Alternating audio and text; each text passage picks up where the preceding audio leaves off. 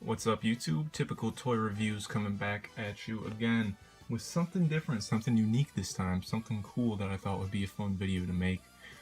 This is my Game Boy Advance Toys R Us exclusive Midnight Blue handheld console. I got this back probably in 2002 when I was a wee little boy. And I've had this ever since, and it wasn't until recently that I realized the box was still sitting around in the house, so I'm just going to give you a walk around of the box itself, and then just a quick view at the handheld system. So I'm going to go ahead and put the camera down and give you a quick view. Alright, so here it is again, the front of the box. Now my box, beat up, covered in mildew. For some reason, somebody stabbed a knife right through the front of it. But that's okay. As you can see, this one was a Toys R Us exclusive, and the only really thing that makes it different from the regular Midnight Blue is a little Toys R Us branding around the bezel on the screen. Game Boy Advance, pretty similar in size to the box of a Game Boy Color, which I also have around here somewhere. 32-bit, game not included. Top of the box, again, Game Boy Advance, Toys R Us exclusive branding, pretty much on every panel. There's the side, literally every panel. Unfortunately, as most of you know, Toys R Us is not really around anymore. Everyone around me has shut down, which kind of sucks, but what can you do in this day and age? Hey, look at that. They managed to put Toys R Us on every panel of the box. You gotta know, if you didn't see it the first 6 times, that it's also on the back. Something cool about this, the way it was packaged, is that at the point of sale, the barcode to scan to price out the item is on the actual Game Boy itself. It's not, there's one on the box there, but you're supposed to scan that as well. One thing I guess I didn't know until recently, I knew you could hook up or play Game Boy Advance games on the GameCube, but I didn't know there was a plug-in USB to GameCube, it looks like, on the back right here, to use it as an actual controller, which is cool. It's got artwork from Mario Kart 1 and 2 in the Mario worlds, and looks like FX0. If that's the right game I'm thinking of. The good news is it did come with 2 AA batteries. Little thing on the back here, I'll read this for you. Game Boy, power up. Game Boy Advance, pick it up and feel the power. The most advanced handheld gaming system ever in an eye-popping portable package. With a bigger screen, brighter colors, bolder graphics, and digitized stereo sound, it's not just new, it's a new generation. I don't know how much longer or the time spans. Somebody can just look that up. Between this and the Game Boy Color, followed by the Advance SP. I don't think there was that big of a time gap, so while it was a new generation, this guy here does not have a backlight. So let's go ahead and bring it out of the box.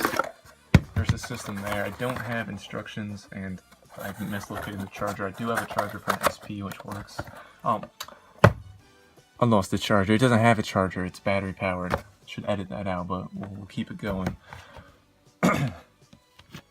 There she is. Midnight Blue, Toys R Us exclusive. To remind you, I hope that's still on frame there, I can only see half my phone.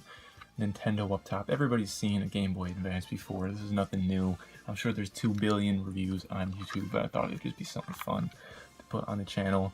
This is an AGB 001. I don't know if they ever made any different model numbers after that. So you got your GBA slot. There's the plug-in for the GameCube adapter. Probably also, I don't know if this supported local play and trading or anything like that. Power switch. Isn't that a beautiful sound? Batteries are really low, but as you can see, for any of you young kids out there who never had one of these, this bad boy requires sunlight or some kind of lamp to play. Turn that off as it fades away into oblivion. I remember the days of sitting in the nursing home in the front room, because that was one of the only windows that had natural sunlight, playing Pokemon Crystal on this system. It was that serious. I remember killing red Gyarados with my Ampharos because I was an idiot and I didn't save beforehand. So fond memories with this. I probably used it for a couple of years, and it's sat in a drawer ever since until recently when I brought it out, put it on a shelf for display, and then I found the box, which makes it even cooler.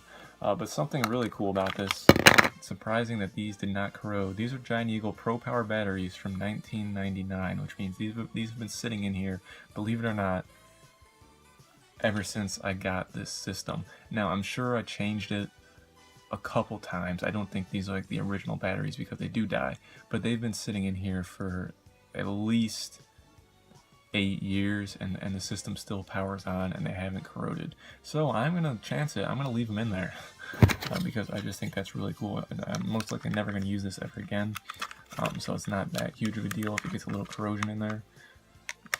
But I thought I'd just share that with you guys. I put it on Reddit.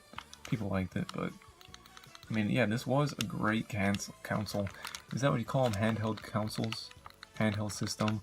Not too uncomfortable, but when you just kind of stare at it, nowadays, it reminds me of just one of those cheap bootleg ROM games you would find at CVS for $14.99 that plays 200 games, and they're all just shoddy remakes of real games. That's what it kind of reminds me of. But it's still a timeless handheld console, a classic. It was a new generation at its time, but the backlight was definitely a much needed and much better thing that was added to the Advanced SP. But again, this was just a quick video, just something fun I wanted to do. Again, I'm looking around my room. I have so many different things I could review. It's just finding the time to do it. So thanks for watching. Comment down below. Let me know if you have this Toys R Us one. I know the Toys R Us is not special because they made it in black. They made it, I think, in clear smoke gray. So there was a lot of them exclusive to Toys R Us, and Toys R Us at the time was probably the largest toy store, especially when this system came out. So it's the equivalent to having a Walmart exclusive today. It's not going to be that valuable in the future, but I just thought it was cool that I found the box. Unfortunate that somebody stabbed a knife through it, but what can you do? Anyways, thanks again, guys, for watching. Like the video, comment down below, and subscribe for hopefully more content in the future. See you guys later.